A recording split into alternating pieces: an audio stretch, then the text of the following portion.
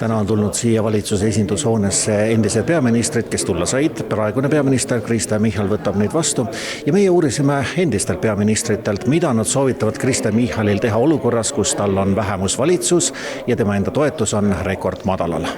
Peaminister Kristen Michal sai Delfi tellitud Turu-uuringute aktsiaseltsi uuringuse tulemuseks juunis 4%.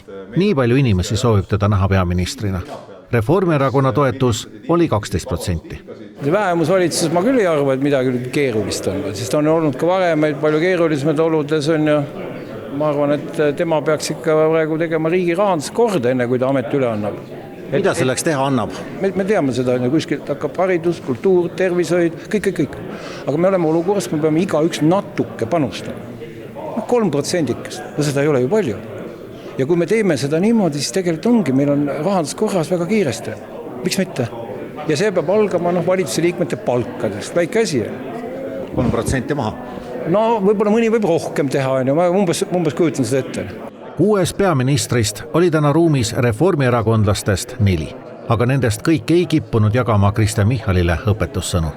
Kui ma olin peaminister, siis mind tegelikult väga häiris, kui üks endine peaminister muudkui käis ja kritiseeris ja õpetas avalikult. Ja ma lubasin oma viimases kõnes, et mina seda tegema ei hakka ja ma kavatsen sellest lubadusest kinni pidada. 2009. aasta maikuust alates juhtisin ka mina vähemusvalitsust ja peab ütlema, et vähemusvalitsuse juhtimine ei olnud ülemäära keerukas. Kas te näete, et Kristen Michal suudaks teha seda sama, mis teie tegite? Eks ta peab pingutama. Muidugi on raske, ega meilgi kerge ei olnud, sest et iga otsuse jaoks tuli leida lisa siis kas opositsiooni erakonna liikmete hulgast või siis saada lisahääli aknaalustelt. Kui rahvas mõistab, mille vahel meil valida on, siis kui otsus langetatud on, siis inimesed ütlevad, et jah, nendes kehvades oludes polnudki kõige halvem otsus. Michal pareerib, et tema toolist kinni ei hoia. Kui keegi tahab tema asemele, pangu enamus kokku ja tulgu. Teie oleksite valmis siis loobuma, kui tuleks pretendent?